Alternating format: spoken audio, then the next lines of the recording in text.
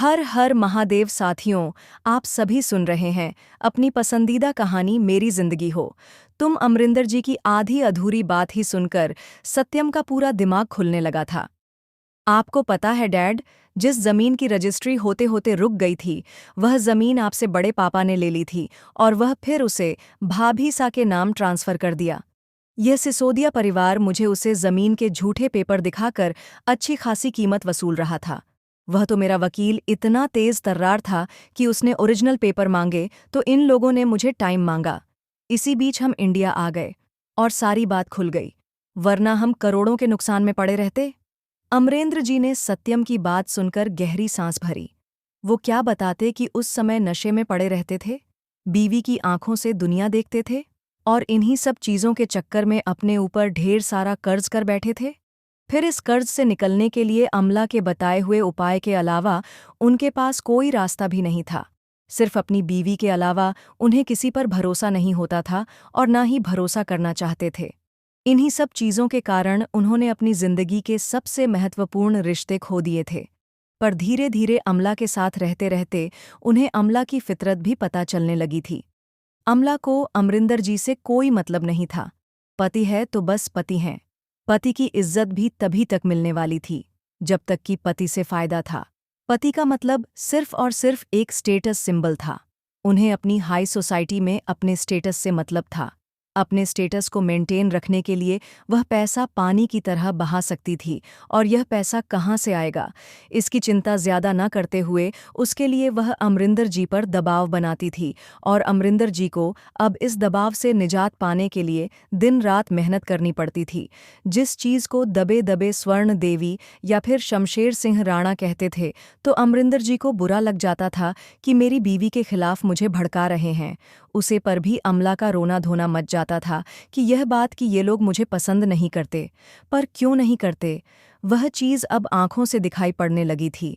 बीच के इन सालों में इतना कुछ हो चुका था कि अब अमरिंदर जी को अपने आप पर अफसोस होता था। अभी भी जब यह सब बातें निकलने लगी थीं तो अमरिंदर जी को पुराने दिन याद करके पछतावा होने लगा था, जबकि सत्यम अपनी बात जारी रखे हुए था। इसीलिए मैं डैड आपसे पूछना चाहता हूँ कि आपने उस ज़मीन के अलावा कुछ और सोल्ड आउट तो नहीं किया है ना? या फिर इन लोगों के किसी और पेपर पर तो सिग्नेचर नहीं किए हैं? नहीं, जहाँ तक मुझे याद है मैंने ऐसा कुछ नहीं किया है। तब तो ठीक है, सब कुछ आसानी से हो जाएगा। अगर किसी ने आपके सिग्नेचर का मिसयूज़ नहीं हुआ होगा तो? वैसे एक बात बताओ तुम्हें, इन सब चीज़ों के बारे में जानकारी किसने दी? अमरिंदर जी ने पूछा। वह मुझसे साहिर भाई सा ने बताया था। उन्हें पहले से पता था कि मैं वह ज़मीन अपनी कंपनी के हेड ऑफिस के लिए चाहता हूँ, तभी उन्होंने मुझसे इस मैटर पर बात की। उन्होंने तो मुझे यहाँ तक कहा है कि अगर मैं अपनी सारी प्रॉपर्टी वापस ले लूँ तो वह जो ज़मीन जो कि सोल्ड आउट हो चुकी है, फिलहाल में भाभीसा के नाम पर है, वह भी मेरे नाम वापस ट्रांसफ़र करवा देंगे। फिर मैं इस मैटर पर ज़्यादा जानकारी लेना चाहा तो उसके बाद जितेंद्र काकोसा ने सारी बात बताई। उन्होंने ने ही मुझे बताया कि मैं कैसे कैसे अपनी सारी संपत्ति वापस ले सकता हूँ। बंटवारे की ज़मीन की सारी डिटेल उनके पास है। उन्होंने ही बताया कि संपत्ति का बंटवारा इसी तरह से हुआ है कि आप उसे बेच ना सके, और जब तक मैं इन सारी प्रॉपर्टीज़ का मालिकाना हक अपने हाथ में नहीं ले लूँगा तब तक मुझे भी खरीदने बेचने का अधिकार नहीं है, सत्यम ने बताया। हाँ, बंटवारे के लिए सारी शर्तें जितेंद्र ने ही तैयार की थीं, तो उसके अलावा और किसको इसके बारे में पता होगा? अमरिंदर जी सोच में डूबे थे और बेदयानी में ही उनके मुंह से निकल भी गया। लेकिन जब जितेंद्र का नाम सुना तो उन्होंने फिर से कन्फर्म करने के लिए पूछा, जितेंद्र ने तुम्हें बताया? हाँ, सत्यम ने जवाब दिया। और क्या बताया तुम्हें? अमरेंद्र जी के दिल को धड़का हुआ। दिल के अंदर का चोर बाहर निकल रहा था। पूरे परिवार के लिए मन साफ हो चुका था, लेकिन अभी जितेंद्र जी के प्रति मन साफ नहीं हुआ था। ऐसा लगता था कि जितेंद्र जी के बीच में रहने के कारण ही उनके और उनके भाई के रिश्ते ज्यादा खराब हुए थे और अब बेटे के साथ कहीं ना हो जाए। और क्या बताएंगे, लीगल स्टेप की तैयारी करने के लिए मैंने उनसे कहा है, तो वह इस मैटर पर अब पेपर तैयार करवाने वाले हैं। आखिर मैं अपनी अरबों की संपत्ति ऐसे किसी को तो दे नहीं सकता और ना ही छोड़ सकता हूँ, उसमें भी वह मेरे पूर्वजों की जमीन है, सत्यम ने कहा। बात तो सही है तुम्हारी। हमारे बाबा सा कहते थे कि अगर विरासत में अपनी हिस्सेदारी जोड़ने का हौसला ना हो तो उसे बर्बाद करने का भी तुम्हें हक नहीं है। यह पूर्वजों की संपत्ति एक पीढ़ी से दूसरी पीढ़ी को सहेज सौंपने के लिए बनाई गई है, न कि इसे अपनी अय्याशियों में बर्बाद करने के लिए। अचानक से अपने पिता की बात याद पड़ गई तो अमरिंदर जी बोलते बोलते रुक गए। उस वक्त अपने पिता की बातें बुरी लगती थीं, लेकिन आज जब उनका बेटा जब उन्हें यह बात कह रहा था तो समझ में आ रही थी। एक काम करो, तुम अपने तरीके से सारे इन्फॉर्मेशन कलेक्ट करने की कोशिश करो। साहिर को तो फुर्सत नहीं होगी क्योंकि नई नई शादी हुई है और ऊपर से प्रतापगढ़ सिटी प्रोजेक्ट का काम भी चल रहा है। पर प्रेम भाई सा के टच में रहना। बाकी मैं जितनी जल्दी हो सके वहां पहुंचता हूं। मेरे आने से पहले तुम प्रतीक सिंह सिसोदिया से कुछ बात मत करना और ना ही उसे इस बात की भनक लगने देना कि तुम कोई लीगल स्टेप लेने वाले हो। अमरिंदर जी बोले। पर क्यों डैड? सत्यम समझ नहीं पाया था। बस मैंने कहा तो बस मेरी बात मानो। मुझे इस मैटर पर कुछ भी डाउट्स है जो कि मैं जितेंद्र से मिलकर क्लियर करता हूँ। तब तक तुम इन सब चीज़ों का कलेक्शन अपने स्तर पर ही रखो। और हाँ, इस मैटर पर अपनी माँ को कुछ भी बताने या फिर पूछने की भी ज़रूरत नहीं है। मेरी बात समझ रहे हो ना? अमरिंदर जी बोले। मॉम से भी इस मैटर पर डिस्कस नहीं करूंगा। सत्यम ने दोबारा उनके शब्दों को कन्फर्म करने के लिए पूछा। नहीं, अमला को तो बिल्कुल इस मैटर पर जानकारी नहीं होनी चाहिए क्योंकि तुम अच्छी तरह से जानते हो कि उसे मेरा परिवार पसंद नहीं। जितेंद्र का नाम सुनते ही वह भड़क जाएगी। अमरिंदर जी बोले। यह बात तो आप सही कह रहे हैं, सत्यम ने मुंह बनाते हुए कहा। अमला की नापसंदगी, वह भी प्रतापगढ़ राज परिवार को लेकर, उससे छुपी हुई नहीं थी। पर जितेंद्र काकोसा से कोई प्रॉब्लम है क्या उन्हें? सत्यम ने पूछा। कुछ ऐसा ही समझ लो। अमला अभी गुजरात में है, उस वहीं पर रहने दो। उससे ऐसा कुछ मत कहना जिससे कि वह वहां से यहाँ आने की जल्दीबाजी मचाए। मैं जितनी जल्दी हो सके आने की कोशिश करता हूँ। अमला के प्रतापगढ़ आने से पहले मैं इस मैटर को क्लियर कर लूँगा।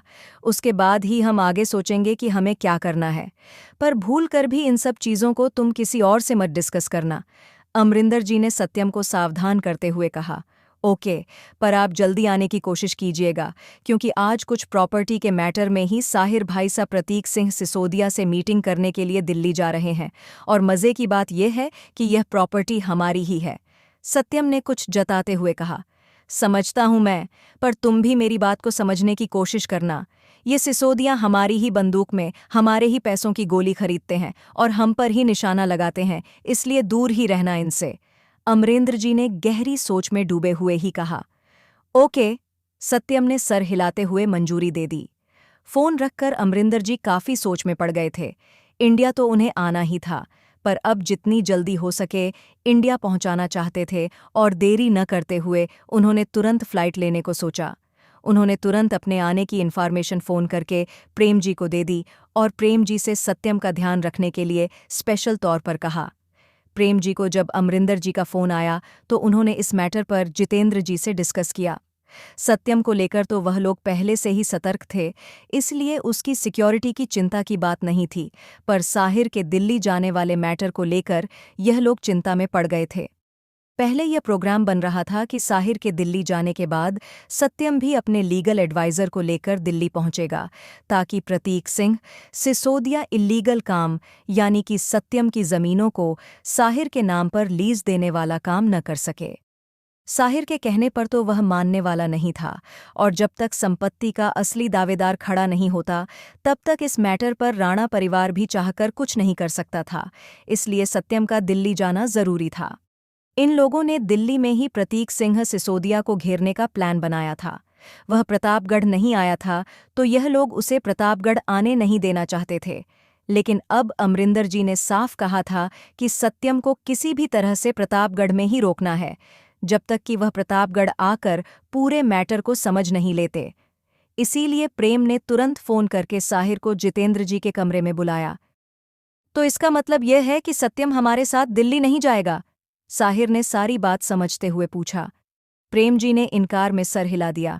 अमरिंदर का कहना है कि उसके आने के बाद ही इस मैटर पर बात हो तो अच्छा है, प्रेम जी बोले।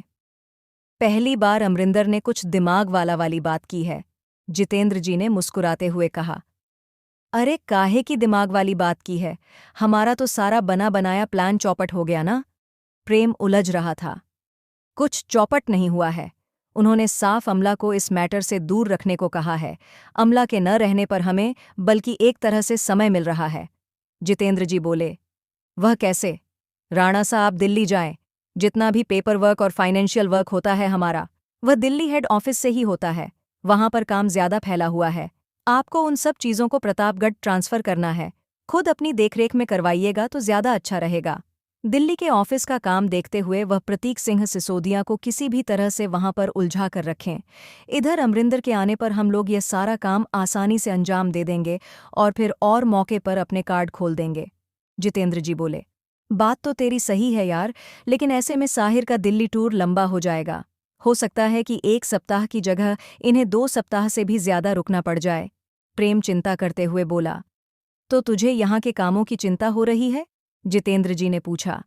हाँ, यहाँ का काम अर्जुन अकेले नहीं संभाल सकेगा। तो मैं क्या करूँगा? मैं भी आज से ऑफिस ज्वाइन कर लेता हूँ। घर से कम करो या फिर ऑफिस में बैठकर करो, बात तो वही रही है। वैसे भी प्रतापगढ़ का ऑफिस अब तैयार हो चुका है। आराम करते हुए मैं बैठकर काम तो देख ही सकता हूँ। जितेंद्र जी बोले। हाँ, ये तो ठीक है, लेकिन दूसरे में मैं 15 दिनों के लिए अकेले इनको आउट ऑफ स्टेशन भेजने के मूड में नहीं हूँ। प्रेम ने सोचते हुए कहा। वह साहिर के साथ जा नहीं सकता था, क्योंकि अगर वह प्रतापगढ़ से हट जाता तो यहाँ पर जो पूरा परिवार था उसको लेकर चिंता हो जाती है, और साहिर को दिल्ली उतने दिन अकेले केवल सिक्योरिटी गार्ड के भरोसे भेजने में उसे हिचक हो रही थी। काको साहब, आप मेरी चिंता मत कीजिए। आप यहाँ पर संभालिए, मैं वहाँ पर देख लूँगा। मैंने आपको वादा किया है ना कि मैं बिना सिक्योरिटी का कोई भी काम नहीं करूँगा, तो फिर मेरी चिंता लेकर क्यों परेशान हो रहे हैं? साहिर ने प्रेम को निश्चिंत करने के लिए कहा। अरे, आपकी चिंता से कौन डूब रहा है? हमें तो हमारी बेटी की चिंता हो रही है। प्रेम झटके में बोल उठा। उसकी बात सुनकर साहिर और जितेंद्र जी ने हैरान होकर उसकी तरफ देखा। जिंदगी की? दोनों के मुंह से एक साथ निकला। यह एपिसोड आपको कैसा लगा, कमेंट करके जरूर बताएं। मिलते हैं अगले भाग के साथ। तब तक के लिए वीडियो को लाइक और चैनल को सब्सक्राइब करना मत भूलिएगा। खुश रहिए, स्वस्थ रहिए, मस्त रहिए और यही यूट्यूब पर मिलते रहिए। कहानी अगर पसंद आती है तो उत्साहित भी किया कीजिए। आप सुपर थैंक्स के माध्यम से मुझे प्रोत्साहन भी दे सकते हैं, और साथ में अपने दोस्तों के साथ इसे फेसबुक और व्हाट्सएप पर शेयर भी कीजिए। इस चैनल पर मिलेंगे आपको दिल छू लेने वाली मनोरंजन, पारिवारिक और शिक्षाप्रद कहानियां, और हर कहानी के रेगुलर अपडेट मिलते हैं अगले भाग के साथ। हर हर महादेव।